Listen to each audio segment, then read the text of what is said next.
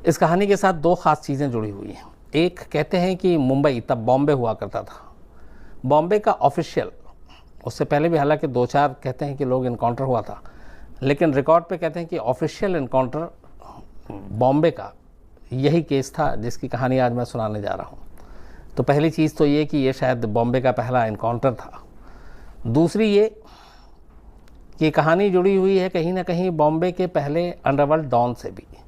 जब हम लोग डॉन की बात करते हैं तो आजकल ज़्यादातर लोग दाऊद इब्राहिम का ही नाम लेते हैं, लेकिन ये कहानी जब शुरू हुई या बॉम्बे में जो डॉन का कल्चर शुरू हुआ, डॉन शब्द एक्चुअली पहली बार कहाँ से आया, तो ये कहानी उस पहले डॉन की भी। बहुत सारे लोग कहते हैं हाजी मस्तान पहला डॉन, बहुत सारे लोग कहते हैं करीम लाला, वर्दा राजन, दाऊद इब्राहिम, लेकिन हकीकत में ये है कि अगर आप पूरी हिस्ट्री को खंगालेंगे अंडरवर्ल्ड की, तो हिंदुस्तान में डॉन शब्द और डॉन जो चीज़ लेकर आया जो शख्स, वो था करीम लाला।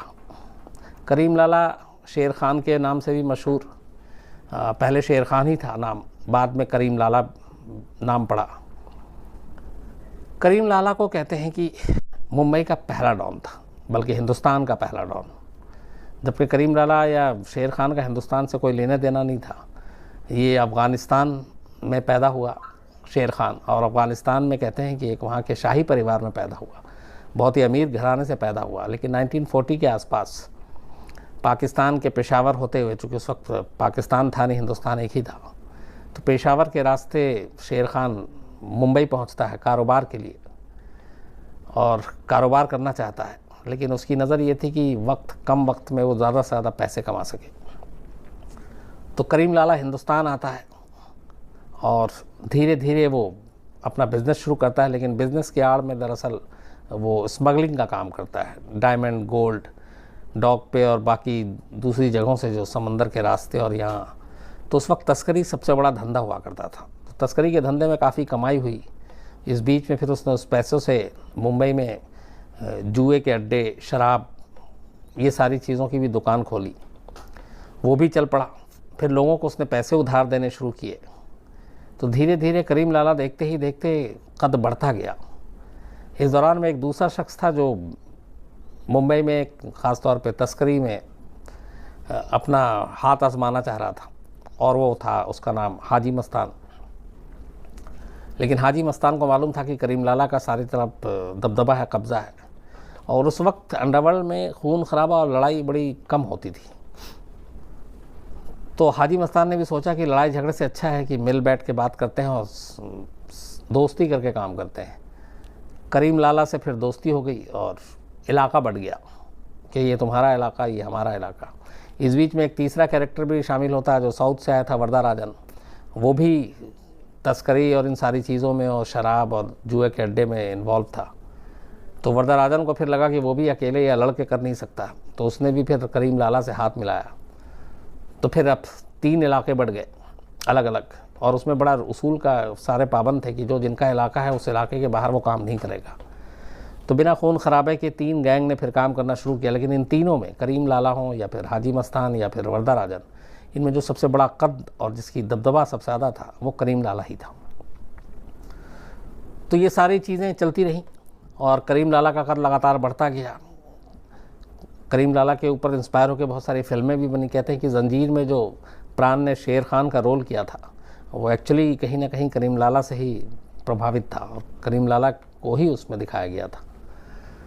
फिल्म इंडस्ट्री में भी बड़ी दोस्ती थी। एक कहानी ये भी है कि एक बार हेलेन के किसी एक अपने ही जानने वाले ने पैसे बहुत सारे मार लिए और वापस नहीं कर रहा था, तो हर तरफ से वो हेलेन परेशान हो गई, मिला नहीं पैसा। तो फिर दिलीप कुमार ने उस वक्त एक ख़त लिखा था करीम लाला के नाम, और करीम लाला के पास वो ख़त लेकर हेलन पहुंची, और फिर करीम लाला ने बाकायदा जिस शख्स ने पैसे लेके देने से मना कर रहा था उस तक बात की, और फिर वो सारे पैसे हेलन को वापस मिले। तो ये दबदबा था। एक कहानी ये भी है कि किसी घर को कब्जाने के मामले में करीम लाला को कोर्ट से सम्मन आ गया था, और उस सम्मन के बाद करीम लाला को कोर्ट में पेश किया गया। तो जब वो अदालत में पहुँचे तो जज महिला थी। तो अदालत में जितने भी लोग बैठे हुए थे, वकील, वो तमाम लोग करीम लाला को देखकर खड़े हो गए। उसके बाद जज साहिबा ने पूछा करीम लाला से कि आप विटनेस बॉक्स में आइए। उसका पहला सवाल ये था कि आपका नाम क्या है। तो कहते हैं करीम लाला ने जज की तरफ देखा, फिर लोगों की तरफ देखा और बोला कि ये काला कोट पहने हुए कौन महिला है, कौन औरत है जिसको मेरा नाम नहीं मालूम। तो उस पर बड़े लोग हंसे भी थे। तो ये दबदबा, ये सारी चीज़ें थी, करीम लाला और ये तमाम धंधा सब कुछ ठीक चल रहा था। लेकिन वर्दा राजन, करीम लाला और हाजी मस्तान के बाद 80 के दशक में अचानक एक और अंडरवर्ल्ड जो नया डॉन बनने जा रहा था उसकी एंट्री होती है, और वो था उस वक्त साबिर कास्कर, जो दाऊद इब्राहिम का बड़ा भाई था। और ये लोग भी फिर ये सारी स्मगलिंग, तस्करी और बाकी चीज़ों में इन्वॉल्व होते हैं। लेकिन 80 के दशक में वक्त बदल चुका था, और इससे पहले के जो डॉन आपस में समझौता करके एरिया बांट के काम करते थे, खून खराबे से बचते थे, तो कास्कर और दाऊद इब्राहिम ये लोग उस रास्ते पे नहीं थे। इनका ये था कि दूसरे गैंग को उससे आगे निकलना है तो उनसे लड़ कर निकलना है। बीच में हालांकि हाजी मस्तान ने सुलह सफाई कराने की कोशिश की, लेकिन करीम लाला के जो गैंग था वो असल में पठान गैंग के नाम से भी मशहूर था, क्योंकि करीम लाला शेर खान नाम था और ख़ान के बाद पठान पड़ा, तो ये पठान गैंग, उसका अपना भाई सारे करीम लाला के थे। और मुंबई में एक तरह से पठान गैंग का ही पूरा राज था करीम लाला की वजह से। लेकिन खून खराबा उतना नहीं था। 80 के दशक में जब दाऊद के भाई साबिर कास्कर की एंट्री होती है, उसके बाद फिर ये आपस में गैंग वॉर शुरू होता है और एक दूसरे के लोगों को मारने लगते हैं। फिर एक वक्त ऐसा आता है जब करीम लाला को लगता है कि शायद ये इस तरह से मानेंगे नहीं। एक बार तो ये भी कहते हैं कि दाऊद इब्राहिम को उठवा कर करीम लाला के सामने लाया गया था और करीम लाला ने बहुत पिटाई की थी, ये कहानी है। उसके बाद फिर इनकी दुश्मनी चलती रही। अब पठान गैंग और कास्कर फैमिली, मतलब दाऊद इब्राहिम, उस वक्त 80 के दशक में दाऊद इब्राहिम को डॉन बनना था, बड़ा डॉन बनना था, मुंबई पे राज करना था, तो उसके लिए बहुत कुछ करना था। तो इसलिए अब वो पठान गैंग की आंखों की किरकिरी बन गया। अब इन दोनों के बीच में दुश्मनी शुरू हो गई। हालांकि इस दुश्मनी को कम करने के लिए हाजी मस्तान ने बीच बचाव किया, फिर एक बार समझौता कराया कि एक दूसरे को आप मारोगे नहीं, एक दूसरे के लोगों के हमला नहीं करोगे। कहते हैं कि पठान गैंग ने समझौता तो कर लिया, दाऊद ने भी कर लिया, लेकिन पठान गैंग अंदर ही अंदर नाखुश था दाऊद के इस बढ़ते दबदबे से, और इसीलिए वो दाऊद को सबक सिखाना चाहता था। इसी दौरान में एक चौथे कैरेक्टर की एंट्री होती है। इस कैरेक्टर का नाम था मनोहर अर्जुन सुर्वे। एक लड़का जो महाराष्ट्र के रत्नागिरी में पैदा हुआ, फिर मुंबई आता है, अपने ताऊ और ताई के पास रहता है पढ़ाई लिखाई के लिए। मुंबई के कीर्ति कॉलेज में एडमिशन लेता है। बीए में दाखला करने के बाद पढ़ने में होशियार, बीए 76% मार्क्स के साथ वो पास करता है। लेकिन उसका जो सौतेला भाई था वो थोड़ा क्राइम की दुनिया में दखल रखता था, तो मनोहर अर्जुन सुर्वे अपने उस सौतेले भाई के भी करीब था। फिर कॉलेज के दौरान ही उसने अपना गैंग बनाया, छोटी मोटी बदमाशी भी करता था, लेकिन बहुत पढ़ा लिखा, पढ़ने में तेज़, 76% मार्क्स, मतलब उस ज़माने में। तो धीरे धीरे फिर वो क्राइम के रास्ते पे चल पड़ता है। और एक बार अपने सौतेले भाई के साथ मिलकर उसी इलाके में किसी से लड़ाई हुई थी, एक शख्स की लड़ाई में जान चली जाती है। उसके कत्ल के सिलसिले में मनोहर सुर्वे, उसके भाई और उसके एक दोस्त, इन 3 लोगों को पुलिस पकड़ के कोर्ट ले जाती है। अदालत इनको उम्र कैद की सज़ा सुना देती है। तब उम्र कैद 14 साल के लिए हुआ करती थी। उम्र कैद के बाद इन तीनों को बॉम्बे की जेल में नहीं रखा जाता, बल्कि पुणे के अरवदा जेल में भेज दिया जाता है। लेकिन वहाँ एक दूसरा और भी कई गैंग थे, उनके साथ मारपीट होती है। जब मारपीट होती है तो फिर जेलर परेशान हो जाता है, फिर उसको वहाँ से निकाल कर रत्नागिरी जेल में भेज दिया जाता है। 9 साल बीत जाते हैं जेल के अंदर रहते रहते। 9 साल के बाद एक दिन मौका मिलता है और मनोहर सुर्वे जेल से भाग जाता है। जेल से भागने के बाद वो सीधे मुंबई पहुंचता है, बॉम्बे तब का। बॉम्बे में अब उसका ये था कि अपना गैंग बनाना है, लेकिन उस वक्त तक अंडरवर्ल्ड में भी थोड़ा सा वो चीज़ें आ गई थी, रिलीजियस लाइन पे गैंग वैंग। तो कोशिश करता है कि वो दाऊद इब्राहिम के गैंग में शामिल हो, वहाँ जगह नहीं मिलती, पठान गैंग में शामिल हो, वहाँ जगह नहीं मिलती। तो ये छोटी छोटी वारदात करता रहता है और कुछ लोगों को मारता भी है, सरकारी बैंक को लूटता है, ख़जाने को लूटता है, गाड़ियाँ चुराता है और अपने दुश्मनों को ठिकाने लगाता है। धीरे धीरे मनोहर सुरवे का थोड़ा नाम होने लगता है और उसके बाद उसका नाम बदल कर अब मनिया सुरवे हो जाता है, क्योंकि उसके दोस्त उसको मनिया के नाम से बुलाते थे। तो मनिया सुरवे की जब ये किस्से कि एक बहुत ही नया लड़का आया है जो बड़ा डेयरिंग है, पठान गैंग तक पहुंचती है इसकी कहानी। पठान गैंग दाऊद इब्राहिम और उसके भाई से उस वक्त तक समझौता तो कर चुकी थी, लेकिन पठान गैंग किसी तरह से सबक सिखाना चाहती थी और इसीलिए उसने अब सोचा कि चूँकि हाजी मस्तान के साथ बात हो चुकी है, समझौता हो चुका है, तो ऐसा करते हैं कि कोई किसी एक नए लड़के को ये काम दिया जाए जो दाऊद के बड़े भाई को ठिकाने लगा सके। मनिया सुरवे से मुलाकात होती है तय पठान बंधुओं की, और इसी के बाद मनिया सुरवे को ये काम दिया जाता है कि तुम ये काम करोगे, दाऊद के भाई को जो साबिर कासकर उसको मारोगे। मनिया सुरवे को एक मौका चाहिए था मंडल में अपनी जगह बनाने के लिए, मुंबई में नाम के लिए। वो फ़ौरन तैयार हो जाता है। इसी के बाद 12 फरवरी 1981 12 फेब 1981 ये काम ले चुका था। मुंबई के सिद्धिविनायक मंदिर के पास अक्सर रात को दाऊद का भाई साबिर कासकर पहुंचा करता था। जब वो वापस अपने घर जाया करता था लेट, तो उसी पेट्रोल पंप पे कभी कभी पेट्रोल भी भराया करता था। ये चीज़ें रैकी के दौरान पता चल गई थी। मनिया सुरवे अपने लड़कों को लेकर पहुंचता है। 12 फरवरी 1981 की रात उस पेट्रोल पंप पे जो सिद्धिविनायक मंदिर के करीब था, ये लोग 2 गाड़ियों में इंतज़ार करते रहते हैं।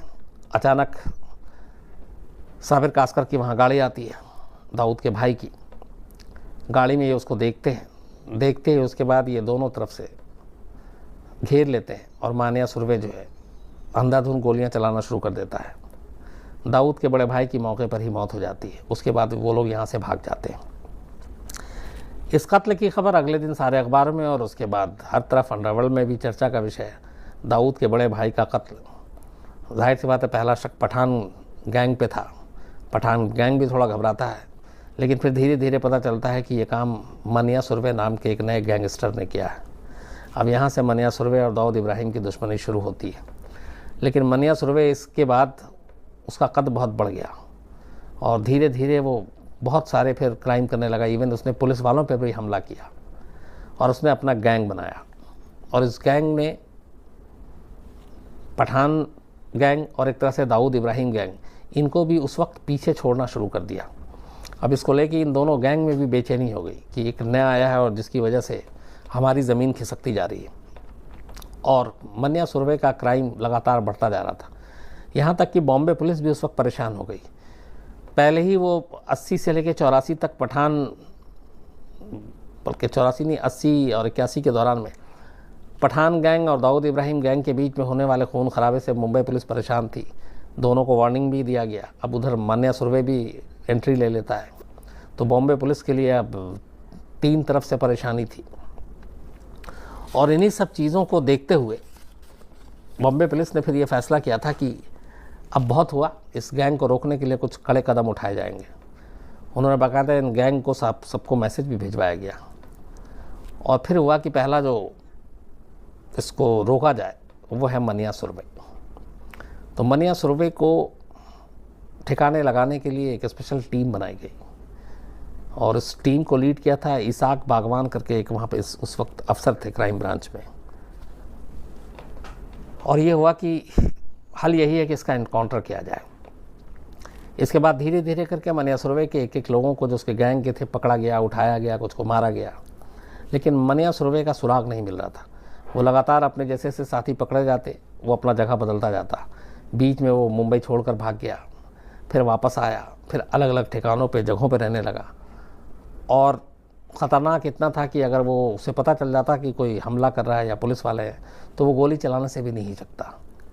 तो उसके इस ख़तरनाक होने के इस सबूत को देखते हुए पुलिस भी बड़ी एहतियात के साथ उसका पीछा कर रही थी, सुराग ढूंढ रही थी।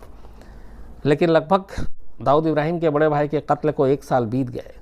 मनिया सुरवे के गैंग के ज़्यादातर लोग पकड़े गए, मनिया सुरवे का सुराग नहीं मिल रहा था।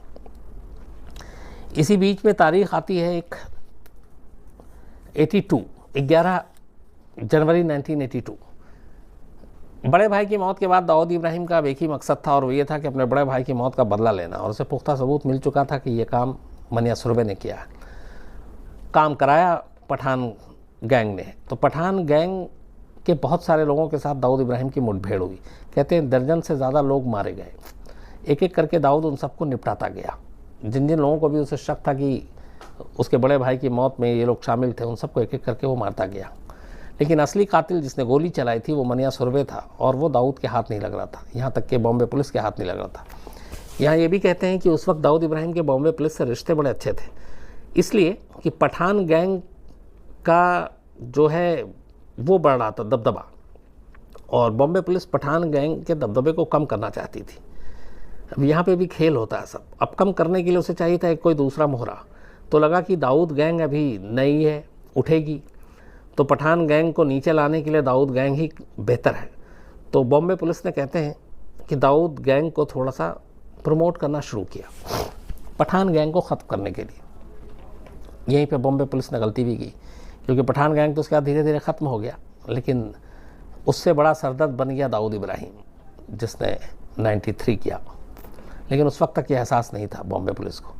तो पठान गैंग और दाऊद गैंग में लड़ाई चल रही थी। बॉम्बे पुलिस ने पठान गैंग के ख़ात्मे के लिए दाऊद को थोड़ा सपोर्ट किया।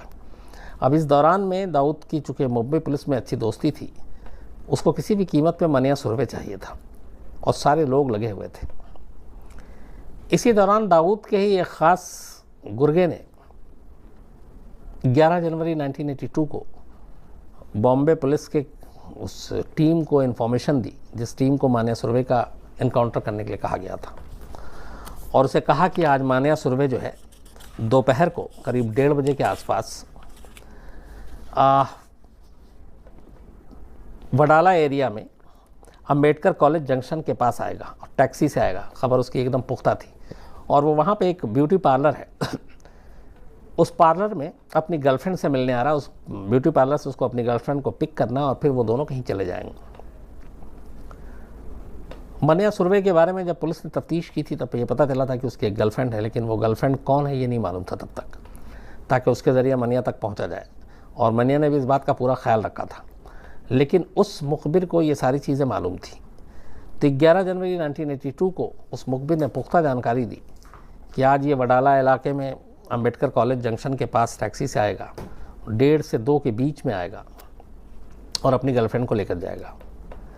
खबर सुनते ही पूरी क्राइम ब्रांच की टीम जो है 3 टीमों में, जिसमें 18 लोग शामिल थे, 18 अफसर हथियार से लैस होकर अंबेडकर कॉलेज जंक्शन के चारों तरफ फैल जाते हैं और वक्त का इंतज़ार करते हैं। ठीक करीब 1:30 बजे के आसपास एक टैक्सी से मनिया सुरभे उतरता है। चूँकि उसकी तस्वीर और ऑलरेडी वो जेल में रहा था, कोर्ट में पेशी हुई, पुलिस ने गिरफ्तार किया था, तो मनिया सुरभे को देख के ही पहचान जाते हैं। लेकिन तब तक मनिया सुरभे भी इन सादी वर्दी में मौजूद पुलिस वालों को देखकर समझ जाता है कि ये पुलिस वाले हैं और उसी के लिए आए। कहते हैं इसी के बाद वो फटाक सा अपना रिवॉल्वर निकालता है, लेकिन इससे पहले कि वो गोली चलाता, इसाक और उनके एक साथी पहले से जो तैयार थे, वो सीधे मनिया सुरभे का निशाना लेते हैं और गोली दाग देते हैं। 5 गोली उसके सीने पे मारी जाती है, 1 गोली उसके गर्दन पे लगी थी। मनिया सुरभे वहीं पे ढेर हो जाता है। उसके बाद उसे उठाते हैं, लेकिन वो तब तक मरा नहीं था।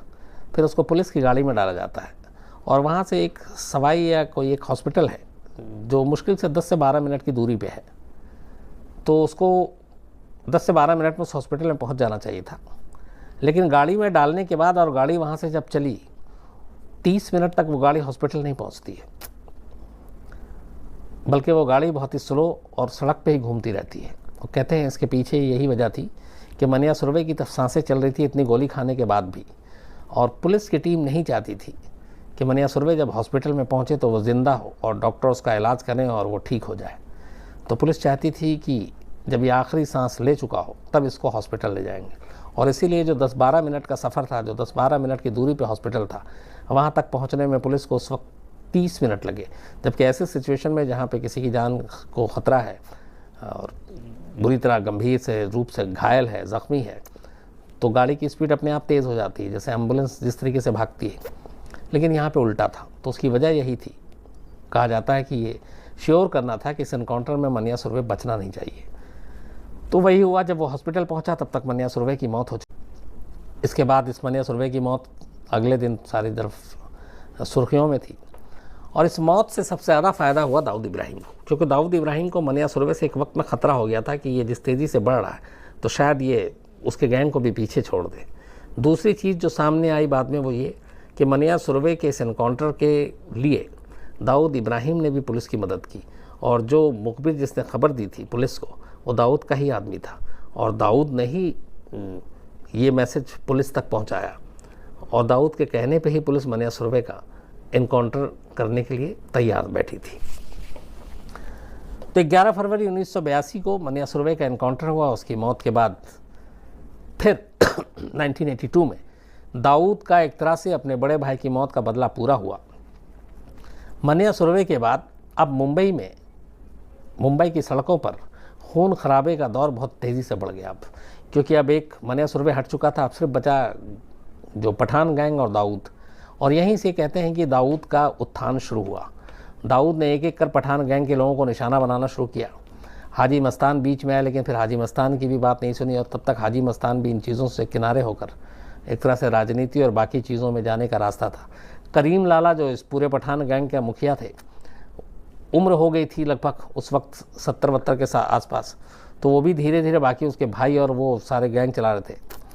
लेकिन अपने भाई का बदला लेने के लिए करीम लाला के सगे छोटे भाई को भी दाऊद इब्राहिम ने मार डाला, और इसी के बाद पठान गैंग से उसकी दुश्मनी और तेज़ हुई, जिसके बाद दोनों तरफ के बहुत सारे लोग मारे गए। हर दिन मुंबई की सड़कों पर एनकाउंटर होता था दोनों गैंग के बीच। पुलिस भी परेशान थी, और ये सिलसिला चलता रहा लगभग 85-86 तक। उसके बाद धीरे धीरे पठान गैंग पूरी तरह से लगभग ख़त्म हो गई। 2002 में करीम लाला करीब 90 या 91 साल की उम्र में करीम लाला की मौत हुई, मतलब वो 90 साल तक जिया, और उससे पहले पठान गैंग लगभग ख़त्म हो चुका था, और सिर्फ मुंबई में एक ही गैंग बचा था, और वो था दाऊद इब्राहिम। 90 तक दाऊद इब्राहिम का राज चला, लेकिन 93 मुंबई सीरियल ब्लास्ट से जस्ट पहले दाऊद ने मुंबई छोड़ दिया, क्योंकि उसे मालूम था अब क्या होने जा रहा है। और तब से दाऊद आज तक हिंदुस्तान के कानून को उसको तलाश है, वो मिला नहीं है। लेकिन ये कहानी थी बॉम्बे के, बल्कि कहें कि हिंदुस्तान के पहले इनकाउंटर की, और उस पहले इनकाउंटर से जुड़े हुए पहले डॉन की, जिसने बॉम्बे में डॉन के शब्द को मशहूर किया, करीम लाला और इन 4 गैंग की। तो इस एनकाउंटर के पीछे भी एक गैंगस्टर, एक डॉन का हाथ था। एक डॉन का एनकाउंटर करवाने में वो था दाऊद इब्राहिम, जिसने एनकाउंटर कराया, एनकाउंटर किया पुलिस ने। और उसके बाद तो खैर बॉम्बे में एनकाउंटर का एक तरह से एक चलन, एक फैशन ही शुरू हो गया। बहुत सारे एनकाउंटर हुए, एक एक ही पुलिस अफसर ऐसे हैं जिनके नाम पे 50-60 एनकाउंटर हुए। उनमें से एक दया नायक, आप सभी नाम से वाकिफ़ होंगे। दया नायक से मैं कई बार मेरी मुलाकात हुई, हमने घंटों बैठ के बात भी की, होटल में भी बात की। जब मुंबई में ट्रेन में सीरियल ब्लास्ट हुआ था, तब दया नायक उस वक्त पुलिस से बर्खास्त चल रहे थे, और उन्हें जब मैं बॉम्बे से लाइव कर रहा था तो उनको पता चला कि मैं बॉम्बे में हूँ, तो फिर फ़ोन आया। फिर वो सुबह 6 बजे होटल पहुँच गए, और हम 6 बजे से लेकर 9-10 बजे तक सारी इन्हीं इनकाउंटर और ये सारी चीज़ों पे बात कर रहे थे। तो दया नायक से बात करने का एक अलग एक्सपीरियंस था कि कैसे एक जो एनकाउंटर स्पेशलिस्ट होता है उसके दिमाग में क्या चलता है, कैसे हालांकि दया नायक के ऊपर बहुत सारे इल्ज़ाम लगे कि अंडरवर्ल्ड से दोस्ती है, दाऊद से दोस्ती है, दाऊद के इशारे पे एनकाउंटर करता है, बहुत सारी चीज़ें थी। लेकिन बाद में कोर्ट ने फिर खैर बरी भी किया इन इल्ज़ामों से। लेकिन उसके बाद मुंबई में ये मनिया सुरवे के मौत के बाद, मनिया सुरवे के एनकाउंटर के बाद बॉम्बे में जो एनकाउंटर का एक चलन शुरू हुआ, एक दौर ऐसा था कि बड़े से बड़े क्रिमिनल भी घबराने लगे, क्योंकि एक पूरी टीम ही, एक स्पेशलिस्ट टीम बना दी गई थी जो सिर्फ एनकाउंटर करती थी। और धीरे धीरे खैर फिर मुंबई की सड़कों से खून खराबा, गैंग वॉर, ये सारी चीज़ें ख़त्म हुई, और अब तो ज़माना बदल गया है। अब गैंगस्टर और क्रिमिनल भी अब चाकू और तमंचा लेके सड़क पर नहीं घूमते हैं, वो दूसरे तरीके से क्राइम करते हैं। तो ये थी कहानी।